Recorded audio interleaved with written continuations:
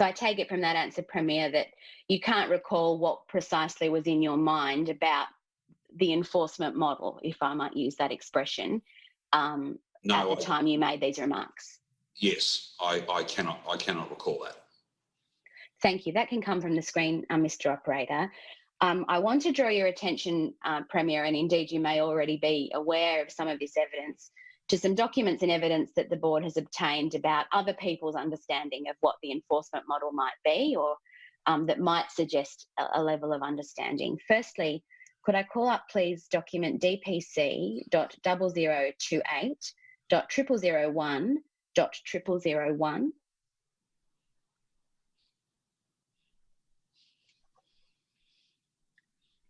I understand, Premier, that this document has been provided to us as a text exchange passing between a member of your private office, who is the person writing the texts in grey, and Mr. Ada, who is a Deputy Secretary at the Department of Premier and Cabinet.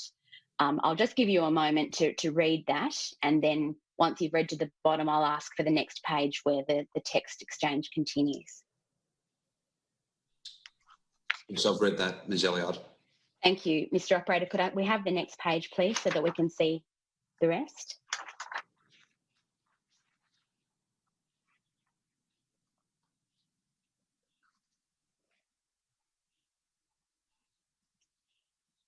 Yes, I've read that, Ms. Ellyard. Thank you, Premier. We'll go back to the first page, please, if we may, Mr. Operator. This, as I understand it, is, we can see the time stamping, it's 19 minutes past 1, which, as we understand from other evidence, would have been quite shortly after the conclusion of the National Cabinet meeting. Does that match your recollection? Yes, it does. And there's a reference here, we will need something on food and security for people in hotels. And the discussion goes on. It appears that it's partly about whether the program would start that day or the next day. But does this email, we will need something on food and security for people in hotels, suggest any decisions being made by you or in your private office about what the model was going to be? I think my answer is no. I think it identifies that there's a need and that those matters have not yet been finalised. Not at that time anyway, Ms. Ellyard. Would it have been within your private office that decisions of this kind would have been made about the model that was going to be adopted for the program?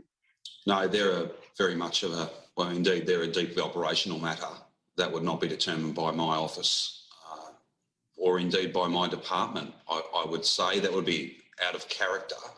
We have emergency management structures and agencies for exactly those purposes.